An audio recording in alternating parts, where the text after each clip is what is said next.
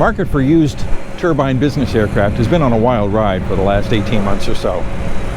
The International Aircraft Dealers Association just came out with their third quarter 2022 market report.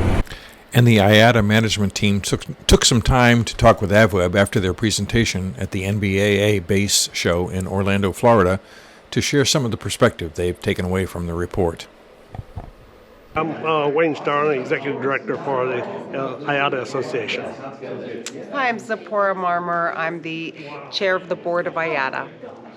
And I'm Phil Winters from Western Aircraft, and I'm the Vice Chair for IADA this year. Okay. Yeah, so at the end of last year, we certainly had a peak of transactions that were driven by year-end needs. And so it was about, in December of last year, there was about twice as many airplanes across all segments that transacted than each month prior in 2021. And so as that drives the prices higher and carry into 2022, we've seen that the prices got a little bit high. Certainly some of the buyers slowed down and kept in check. And so the supply-demand balance got a little bit more in check with where it's a normal, stable plateau that we'd like to see. Our market study reported that we are dealing with a lot of first-time buyers, a lot of new buyers, and anecdotally, I think we can all understand that.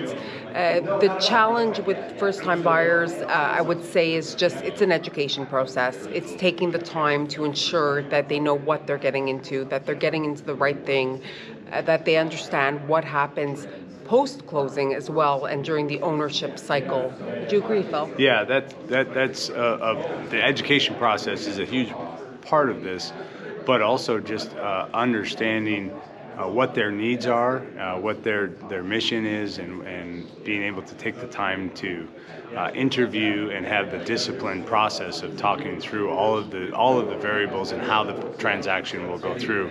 Most of the time they have some level of experience in a business jet, one way with friends or charter, and so it's our job as an organization to really understand more specifically what their needs are and try to fill them with the right airplane and the right budget.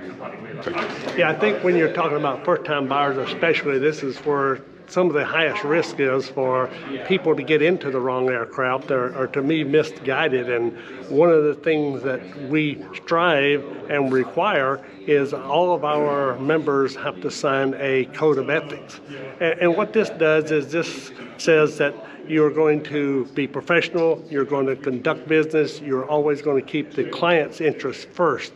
And our certification testing really kind of is the first leg for that. It tests to make sure that all of our brokers are knowledgeable as well as have the skill sets necessary to meet a customer's demands and requests and fulfillments.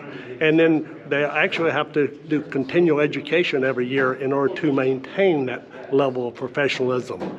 So without that, if you decided to call up and just look in on the internet and find a broker, that broker could be an individual and you have no idea of what their level of expertise are or what their background is. And we do go through a vetting process to ensure that quality and to maintain that quality to help when someone comes to one of our dealers and expects to find the right aircraft, they're going to be working with somebody that we know is qualified and can deliver, and they'll have a good experience.